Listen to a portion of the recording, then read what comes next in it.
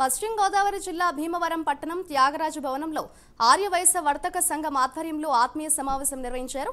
ఈ సమావేశానికి ముఖ్య అతిథులుగా భీమవరం జనసేన కూటమి అభ్యర్థి పులపర్తి రామాంజనేయులు, ఉమ్మడి పశ్చిమ గోదావరి జిల్లా జనసేన అధ్యక్షుడు కొటికలపూడి గోవిందరావు, పులపర్తి ప్రశాంత్ హాజరయ్యారు। ఈ సందర్భంగా రామాంజనేయులు మాట్లాడుతూ తన 20 సంవత్సరాల రాజకీయ జీవితంలో ఎంతో మంది రాజకీయ నాయకులను చూశానని, చాలా మంది ముఖ్యమంత్రులను చూశానని, నీతిగా నిజాయితీగా ఉన్న నాయకుడు ఒక్కడే, అతనే పవన్ కళ్యాణ్ అన్నారు।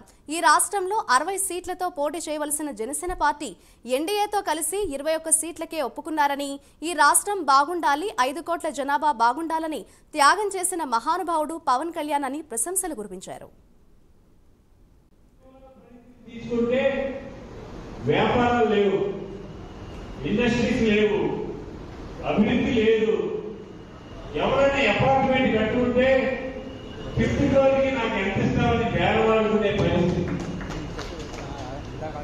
5th ఫ్లోర్ మీరు వేసుకోవాలంటే నాకు ₹1 కోటి ఇస్తావా, 50 లక్షలు ఇస్తావా అని బేరాలు।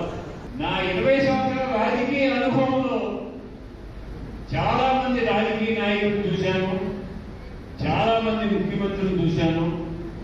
ఇంత నీతిగా, నిజాయితీగా, న్యాయంగా ఉండాలని ఆలోచన చేసిన నాయకుడు పవన్ కళ్యాణ్।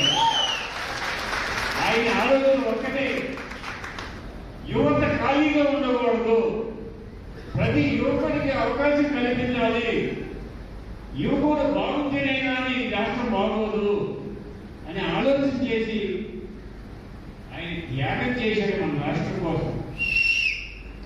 60 సీట్లతో పోటీ చేయవలసిన ఆయన ఎన్డీఏ కూటమిని పెట్టి